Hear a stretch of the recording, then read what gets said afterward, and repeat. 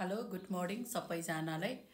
साथी हो जोलाई फ्री छ, जोलाई एकदम समय छ उहाँले चाहिँ स्किप नगरिकन हेरिदिनुस् ल। मैले अस्ति एउटा भिडियो राखेको थियो, आफ्नो कमाई भनेको आफ्नै हो, दुःख गर्नुपर्छ ल। सधैँ आफ्नै बुढोको अरूकोमा मात्रै भर पर्नु हुँदैन, सक्दो आफूले पनि कमाई चाहिँ गर्नुपर्छ, दुःख गर्नुपर्छ ल भन्ने भिडियो। अनि हिजो चाहिँ मैले चाहिँ जस्तै भए पनि बुहारीलाई अथवा कसैको छोरी बिहे गरेर ल्याइसकेपछि चाहिँ त्यो बुढीलाई चाहिँ आफ्नो बाउ आमालाई कसरी माया गर्ने, अनि फ्यामिलीलाई कसरी आफूले फ्यामिली अनुसार समयअनुसार ढल्नुपर्छ।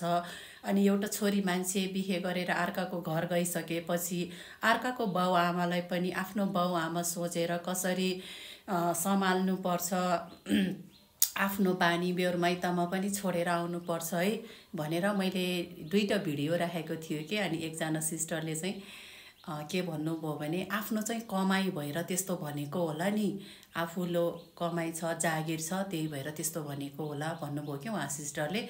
मैले म्यासेज माथि राखेर भन्नु मन थियो तर मैले गरेन, उहाँले नि राम्रै भन्नुभयो। ठिक छ, मेरो पनि त्यति धेरै कमाई छैन, म पनि हाउसवाइफ नै हो, म पनि घरमा काम गर्छु, म पनि कसैको छोरी हो, म पनि कसैको बुहारी हो होइन। मैले भन्न खोजेको कि मैले त्यस्तो भन्न खोजेको होइन कि मेरो चाहिँ कमाई छ, म चाहिँ जब गर्छु होइन, मसँग चाहिँ केही छ, जिउने बाटो आधार केही छ भनेर मैले त्यस्तो भन्न चाहिँ खोजेको होइन। बस मैले चाहिँ यति भनेको कि मान्छे भइसकेपछि रोग नलागोस्, सबभन्दा ठुलो कुरा हात खुट्टा केही नहोस्, अर्काको मात्रै भर पर्नु हुँदैन है, आफूले पनि सानोतिनो काम गर्नुपर्छ, केही गर्नुपर्छ है भन्न चाहिँ खोजेको हो कि मैले चाहिँ। ठिक छ, कसैको सम्पन्न होला, कसैको बुढो धनी होला, धनी घर होला, सम्पत्ति होला होइन, सबैजना त्यस्तो हुँदैन नि त। हुनेलाई श्रीमानको पैसाले पुग्नेलाई धेरै घर, धेरै धनी बुहारीहरूलाई त पुग्यो होला, छोरीहरूलाई पुग्यो होला, तर यो समाजमा सबै त्यस्तो छैन नि त। मैले भन्न खोजेको काम कहिले पनि सानो ठुलो हुँदैन के, काम गरेर कोही पनि सानो हुँदैन। अनि आफूले कमाएको पैसा जस्तो सुको नै होस्, पैसा कमाउनलाई जागिरै खानुपर्छ भन्ने छैन, कुनै ठुलो अफिसमा काम गर्नै पर्छ भन्ने छैन, आफू घरमा बसेर पनि काम गर्न सकिन्छ के।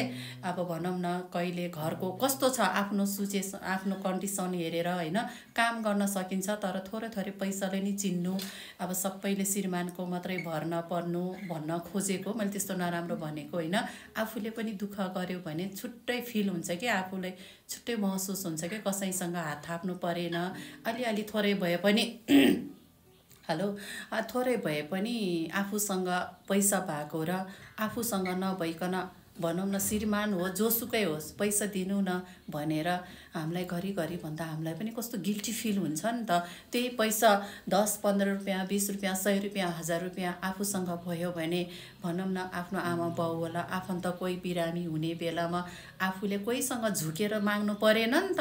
अब साथीसँग जाँदा 1 प्लेट मोमो खुसी भएर खानु पायो, आफ्नो आमा बाउलाई लुकाएर भए पनि 1 केजी भए पनि अङ्गुर किनेर कोहीसँग भन्नु परेन, दिनु पायो नि त। मैले भन्यो नि त यो संसारमा सबै मान्छे एकनासको हुँदैन होइन, त्यही भएर पनि त्यस्तो भन्न खोजेको नराम्रो होइन।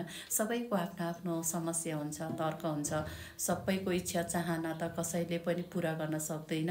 अनि प्लस अनि हिजो चाहिँ मैले राखेको थियो कि अब हो नि, यो संसारमा सबैको छोरा बुहारी राम्रो हुन्छ भन्ने छैन, सबैको छोरा बुहारी नराम्रो हुन्छ भन्ने नि छैन।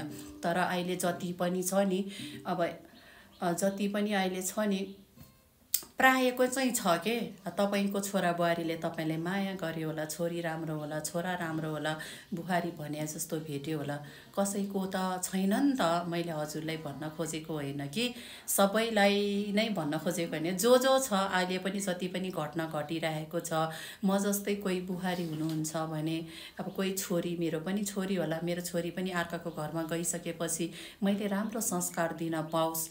अब आफ्नो माइतमा भएको बानी बेहोर आफ्नो माइतमा कसरी खाएको छ, त्यसरी अर्काको घर गइसकेपछि त्यसरी हिँड्नु मिलेन, खान मिलेन, एउटा विवाह भएर अर्काको सिउँदो शिरमा लगाइसकेपछि कसैको जिम्मेवारी भइसकेपछि त्यसको पनि जिम्मेवारी निभाउनु पर्छ। माइतमा जसरी हिँड्यो त्यसरी हिँड्नु के अरे मिल्दैन, थोरै झुक्नुपर्छ। श्रीमानले पनि श्रीमतीको बानी बेहोर के छ बुझेर त्यही अनुसार हल्का ढल्किनुपर्छ।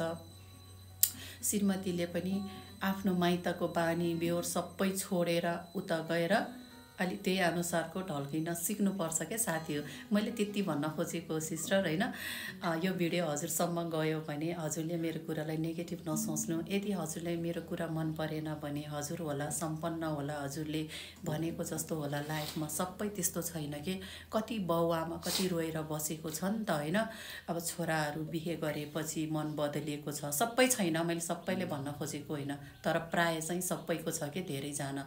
त्यही भएर म छोराहरूलाई नै भन्छु, मेरो छोरी पनि अर्काको घर बिहे गरेर गइसकेपछि यदि आफ्नै खुसीले जाने हो नि त, बिहे त गर्नु परिहाल्छ एकचोटि। अनि त्यही भएर आफ्नो के छ, एउटा मेरो कर्तव्य के हो, मेरो जिम्मेवारी के हो, म बिहे गरेर किन आएको त यो घरमा, आइसकेपछि मेरो पद के हो, त्यो चाहिँ आफूले बिर्सिनु भएन के। त्यही भएर मैले त्यस्तो भन्न खोजेको, नराम्रो होइन। यदि मेरो कुराले हजुरको लाइफमा केही मेल खान गयो, त्यस्तो नराम्रो भयो भने त्यसको लागि सरी। तर सबैलाई मैले चाहिँ भनेको होइन कि, त्यो आफ्नो आफ्नो सोचाइ हो नि त। मलाई यसरी व्यक्त गर्दा मलाई खुसी लाग्छ, मैले पोख्यो। मन पर्नेहरूले हेरिदिनुहोस्, मन नपर्नेले उस गरिदिए हुन्छ क्या, माथि स्ल्याट गरिदिए नि भयो, नहेरे नि भयो नि, के छ र। सबैको सोचाइ भावना कहाँ एउटै हुन्छ त। सबैलाई खुसी पार्न पनि त सक्दैन नि त होइन। कसैले खुसी पार्न सक्दैन क्या हामीले जिन्दगीमा। त्यसैले सबैको नजरमा कोही पनि राम्रो हुँदैन। म कसैको नजरमा धेरै राम्रो होला होइन, कसैको नजरमा म एकदम नराम्रो पनि होला, त्यो कुरा मलाई थाहा नहोला। उसले भित्री भित्री के सोचेर मलाई नराम्रो सोचेको होला। तर मनमा कुरा चाहिँ गुम्साएर कहिले पनि नराख्नु ल। आफ्नो मनको कुरा चाहिँ व्यक्त गरिहाल्नुपर्छ क्या। अनि त्यही भएर मैले म्यासेज माथि ल्याएर भन्नु मन थियो, तर मैले भनेन उहाँलाई होइन।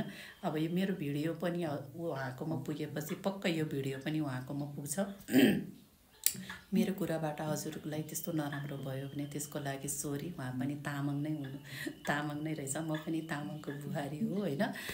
तर धेरै छ सिस्टर, मैले देखेको छु नि त, मैले त प्रत्यक्ष भोगेको छैन। मेरो छोराले त बिहे गरेको छैन, गर्नै बाँकी छ होइन। म पनि कसैको बुहारी हो, छोरी हो, तर मैले धेरै देखेको छु क्या घटनाहरू। अब कोहीले पोखिरहेको छ, कोहीले भनेको छ, कोहीले बोलिदिनुहोस् न भनेको पनि छ, त्यो मात्रै हो।